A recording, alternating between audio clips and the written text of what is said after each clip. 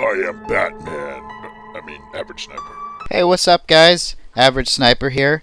Welcome to Learning to Snipe in Black Ops 3.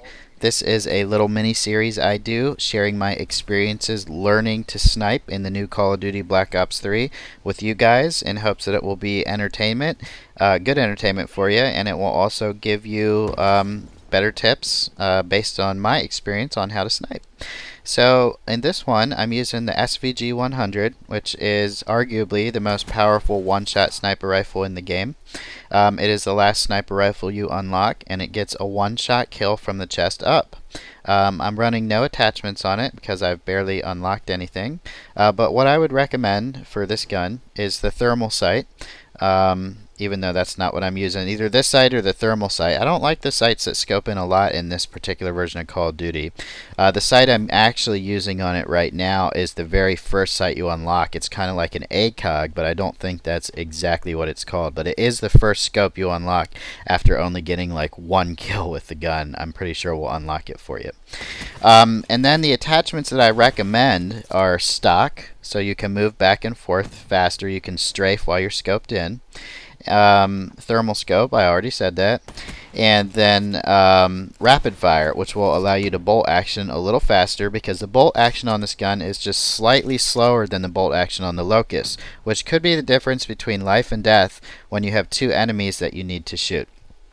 So that's what I recommend. For my perks, I'm running Sixth Sense, Fast Hands, and the one that makes you immune to concussion grenades, flash grenades, and shock charges. Very helpful. Very helpful, as I've talked about in some of my previous Black Ops 3 videos. When you're sniping in this game, it's a good idea not to just run around corners and hope to quickscope whoever you see. You want to be very cautious, and when you have stock on your gun, it'll actually make this a lot easier because you can put your scope up as you go around corners. A lot of the so-called pro players that use assault rifles will go around corners with their sights up. So you want to do the same thing with your sniper rifle because that's going to give you an advantage. The scope on the sniper rifles in this game, oh, nice little collateral right there. The scopes on the sniper rifles in this game come up a lot slower than any other weapon. So you are at a disadvantage if you're trying to run and gun because not only will someone else be able to start hip firing you and hit you, they'll also be able to aim in faster. And let's also keep in mind, excuse me, there is no toughness perk in this game. Now, in previous Call of Duties, the toughness perk has basically reduced flinch. So when you start to get hit by an assault rifle or an automatic weapon, it makes it so you don't flinch as hard. Therefore, you can still scope in and get that kill. You don't have that anymore, so it's very, very important that you see the enemy before they see you when you're sniping. Sure, you can get good at quick scoping with the no aim assist. You can practice at that, but I just think I've never been a big quick scoper or a big fan of quick scoping. I've always thought it's better to be tactical than it is to just run around and kind of, try your luck at the game, because quick scoping does involve a little bit of luck until you get really good to the point where you know exactly where the center of your screen is and you get a good feel for your gun. In this game, quick scoping is going to be highly based on skill because at this point in time, there is no aim assist or target assist that will help center your sniper rifle on the enemy. So be very careful if you're a mobile sniper, because you might be used to sniping in and just being able to drag over to the enemy real quick or get that instant quick scope, and that's just not going to happen in this game because your target assist is disabled. Notice how I'm aiming at doorways, defending my position. You can still snipe fast and you can still be efficient at it, but it's going to take a lot of practice, and you're going to have to basically rewire your brain from how you sniped in previous Call of Duties.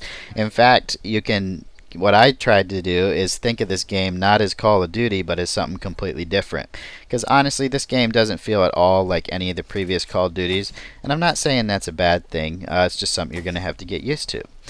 Now here's something useful, something you might find useful. What you just saw me doing there, I was using the Hive Specialist weapon.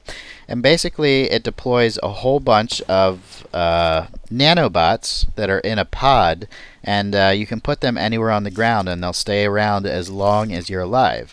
Now when an enemy walks over one or walks too close to one, the nanobots will come out of the pod and literally eat them. The nanobots will fucking eat these people, and it is so cool to see that happen. If you don't see it happen, you'll just get a little thing on your screen that says Hive Kill. But that is the Hive, Hive, Specialist Streak. It's under Nomad, and it's Hive. So check that out. The Nomad is what I recommend for a Specialist because it's kind of like designed for camping, I guess you could say. Not camping in a bad way. Like, camping in a bad way would be basically just sitting in a corner with a shotgun or assault rifle just waiting for people to come by. The kind of camping I'm talking about is what I'm doing right here, where I know a good spot on the map, which is my opinion is this white building right here. It's just amazing. Two good spots in this map. The white building you can get to, aiming across the train tracks, and I guess the third spot would be that red barn. Although every time I'm in that red barn, I end up getting flanked like crazy. But this is the kind of camping I'm talking about. Not where you're sitting in a corner, but where you're actually defending your position. Some would argue that this is not even camping.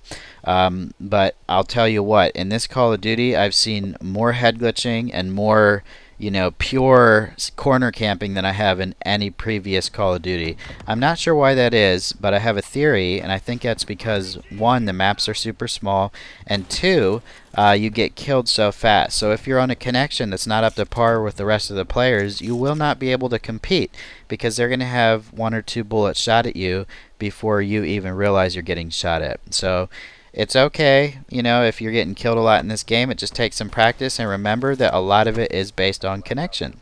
So I hope this guy's helped you out. Like, favorite, and subscribe if you enjoyed the video. I'll see you next time.